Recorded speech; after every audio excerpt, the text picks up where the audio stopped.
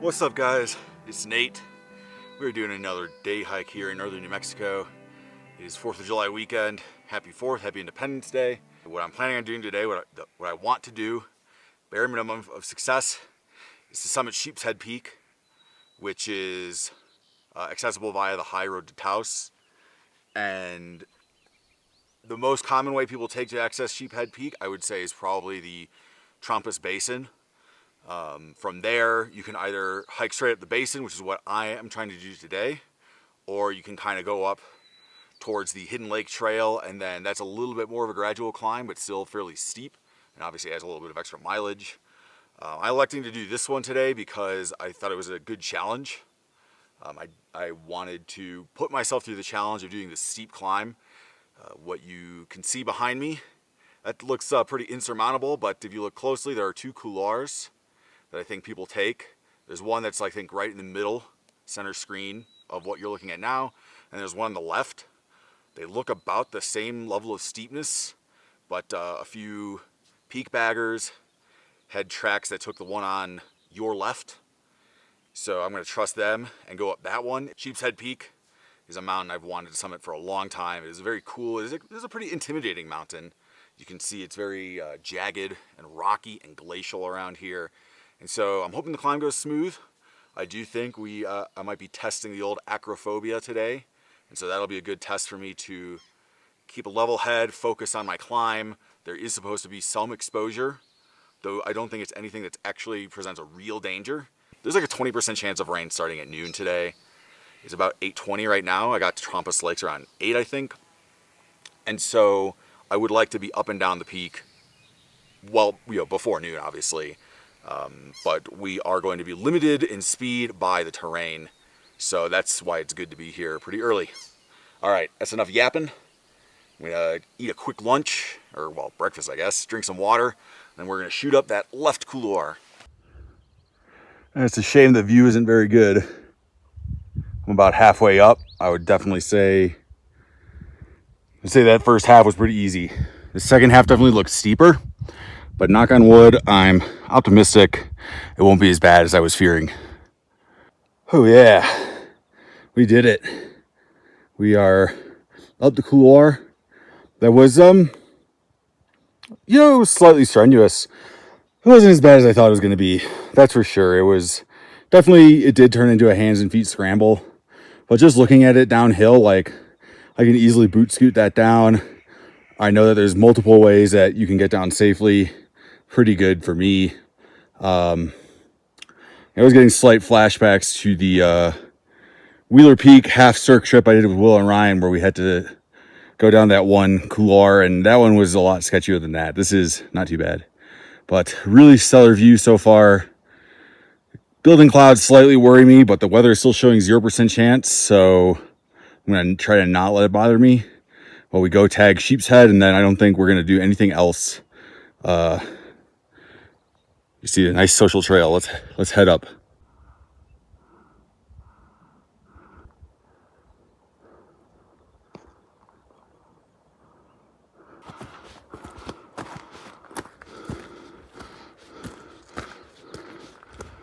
Well, look at that. Look who's been hiding all this time. There you are, Sheepshead. starting to wonder. Basically got no view of it. Probably did from the lake and just couldn't really recognize it from that angle.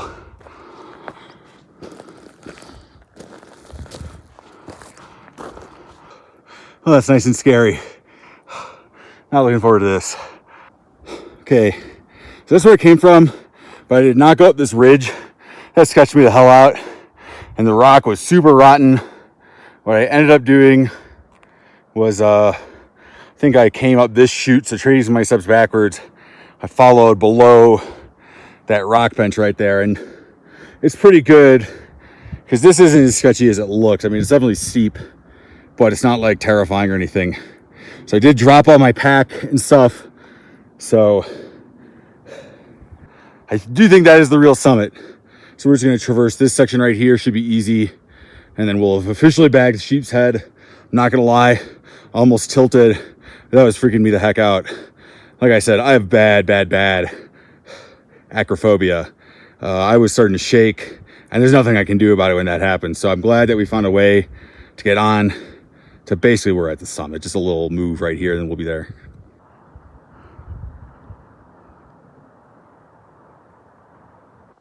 There you have it. Sheepshead Peak. I just saw somebody down there. I can't believe it. Pretty awesome up here. It's crazy that there's somebody coming from the other side. Hilarious. Anyway, fun fact. There were some surveys done, I think in the late 1800s, that actually determined this was the highest peak in New Mexico. I think at 13,300 feet. And clearly they'd never been on it, because you can see Truch's Peaks, you can see Little North Truch's, aka Sheeps. Cover your ears, moms and dads, Dick Peak. Awesome.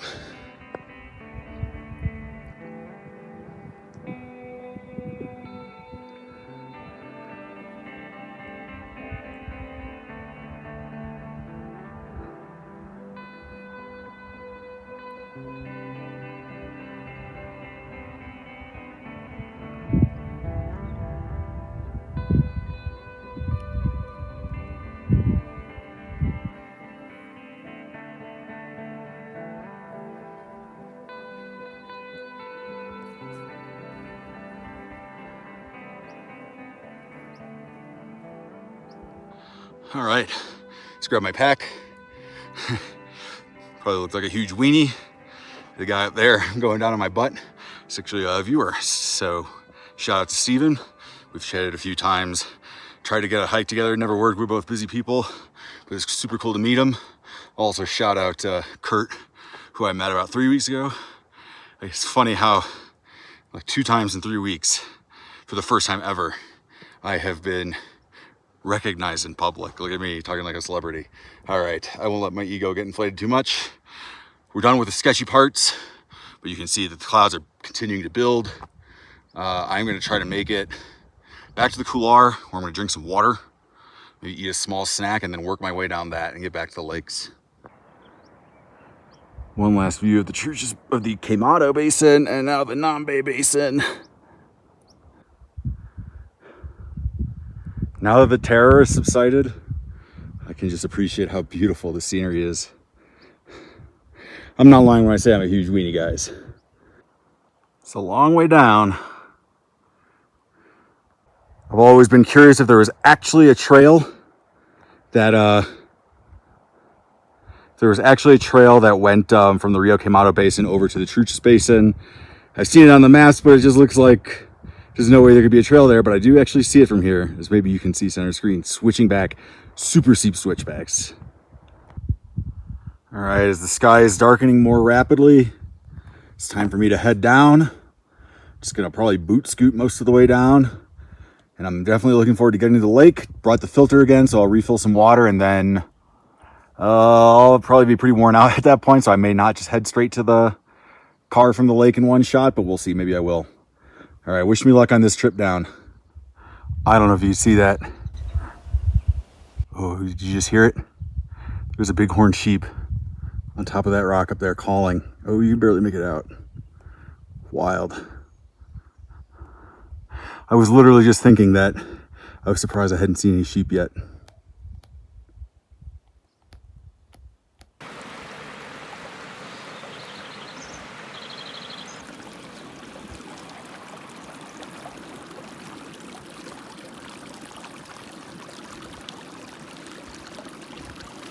All right, back to the lake. Made really good time. It's 11:30. I had planned on being back to the lake around noon, so I have time to relax. Not gonna lie, I'm very tempted to get in the water and swim. I am beat the heck up. Coming down that, it was a lot of work because it is basically a scramble. So you know, it required 3 points of contact, all that jazz. But I could finally relax a little bit, take a little more ibuprofen, drink some water.